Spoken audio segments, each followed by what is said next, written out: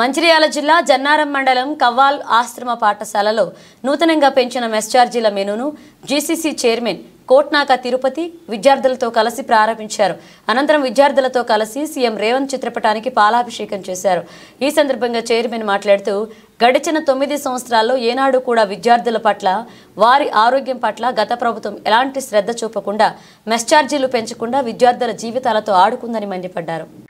తెలంగాణ రాష్ట్రం ప్రభుత్వం ప్రతిష్టాత్మకంగా తీసుకున్న కార్యక్రమం ఏదైతే ఉందో విద్యార్థులు ఆరోగ్యంగా ఉండాలి, ఆనందంగా ఉండాలి, మరి మంచి నాణ్యతతో కూడిన విద్య మరి చదువు గౌరవ ముఖ్యమంత్రి వర్యులు రేవంత్ రెడ్డి గారు ఈ ప్రజాపాలనలో గడిచిన 11 నెలలు అయిపోయిన తరుణంలో మొట్టమొదటిసారిగా ఒక ప్రతిష్టాత్మకమైన నిర్ణయం దేశంలోని కనివిని ఎరగని రీతిలో విద్యార్థులకు అందరికీ కూడా మెస్ ఛార్జెస్ మరియు కాస్మోటిక్ ఛార్జెస్ పెంచిన ఏకైక ప్రభుత్వం తెలంగాణ రాష్ట్రంలో మా గౌరవ ముఖ్యమంత్రి వర్యులు తీసుకోవడం జరిగింది.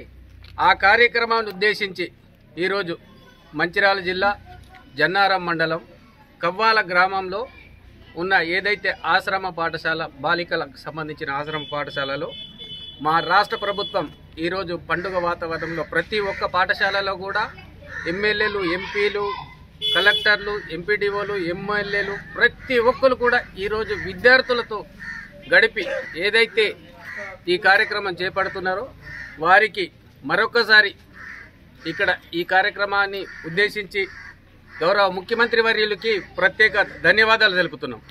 ఎందుకంటే గతంలో ఏదైతే ప్రభుత్వాలు వారి మనమడు సన్నబియ్యం తింటాడు అని చెప్పడం జరిగింది, కానీ ఆ సన్నబియ్యం కొనడానికి పైసలు ఇవ్వలేదు గతంలో ఉన్న ముఖ్యమంత్రి వర్యులు.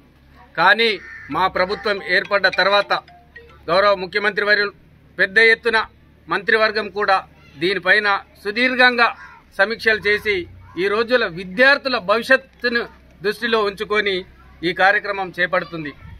ఎక్కడైతే మారుమూల ప్రాంతాలలో చదువుతున్న విద్యార్థులు భావి భారత పౌరులుగా తీర్చిదిద్దటానికి తెలంగాణ ప్రభుత్వం కంకణం కట్టుకున్నది. ఒక విద్య అనేది హైదరాబాద్ కార్పొరేట్ లెవెల్లోనే అందుతుంది అనేది దాన్ని మరిపించటానికి గ్రామీణ ప్రాంతంలో కూడా ఎక్కడైతే కార్పొరేట్ విద్య అందిస్తే హైదరాబాద్లో వెళ్ళాలి, పిల్లలు చదువుకోవాలి.